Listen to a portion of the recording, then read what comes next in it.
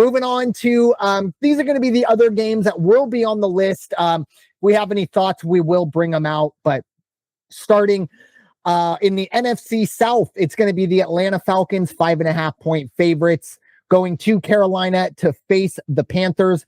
I didn't put the money line on that one. I don't know why I put the plus number on that. Anyways, Green Bay is going to be -7 as they head to Cleveland. Goodness gracious, that line needs to be higher. But anyways, the Packers, 7-point favorites as they go on the road to face the Browns, -415 on the money line, +310 for Cleveland.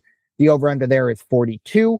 Houston, +110. They are heading to Jacksonville to face the Jaguars. Jags are going to be -1.5-point favorites, and the -130 on the money line, over under 43.5. Indy, Daniel Jones. Wow. We're getting ready for a Daniel Jones MVP run. Maybe.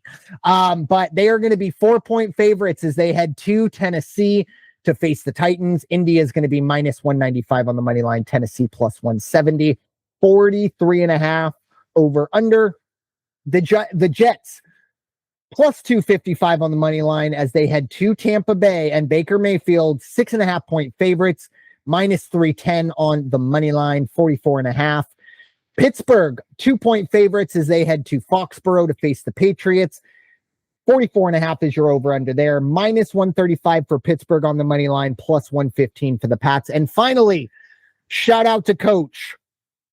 Again, hopefully you're still not watching this team. But the Saints, +290 on the money line. They head across country to face the Seahawks. The Hawks are going to be 7-point favorites, -380 on the money line, and 41.5 on the over under. Raider Jim, any thoughts on those? For all those other games that you just talked about, the one that I did want to make a statement about, and that is that second to the last one, Pittsburgh -2 going into New England. Let me tell you, New England's going to win this game. Not only are they going to cover, they're going to win this game. Take the money line on them if you would like. I think they're going to go ahead and take care of business. Pittsburgh, they are not the defensive roughhouse guys that they used to be the last couple of years. They're giving up points, and unfortunately, what goes along with that is their offense isn't producing. You would think they have the oldest guy in the they do have the oldest guy in the center. My bad. But seriously, Pittsburgh's not putting out offensively. The differential between points, 4 points against, not Pittsburgh-like at all. So again, they're going to go into Foxborough on Sunday, and it's going to end up being a real shock for Pittsburgh when they have to get back on the plane and go home and have another defeat under their belts. Yeah, I'm still surprised Aaron Rodgers just didn't retire after the Jets game.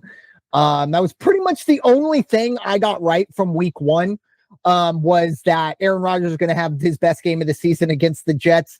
The one thing about the Steelers that jumps out to me is they've always been a well-coached team. They've always been mentally strong. They don't make stupid mistakes. They lost last week because a return man just thought, I could just let the ball sit in the goal line and they'll call it a touchback. That's not the way it works. And now, granted, when I saw it, I went, oh, wow, they must have changed that rule. Because again, I figure, okay, the Steelers, they're well coached. They know how to do all this, blah, blah, blah.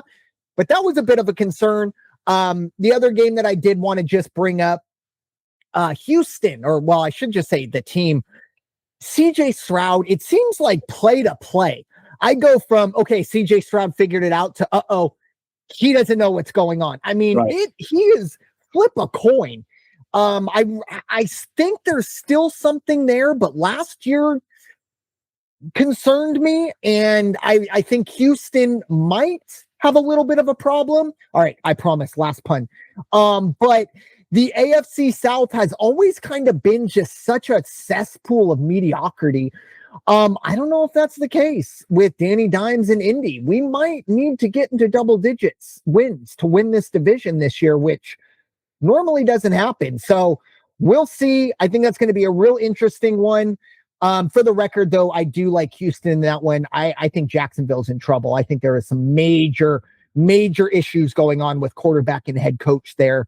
But I do like Travis Etienne. He had a really, really good start to the year, but it's going to be really, really a great weekend of football. And I think we're going to get a little bit of a better idea of how this painting is going to end up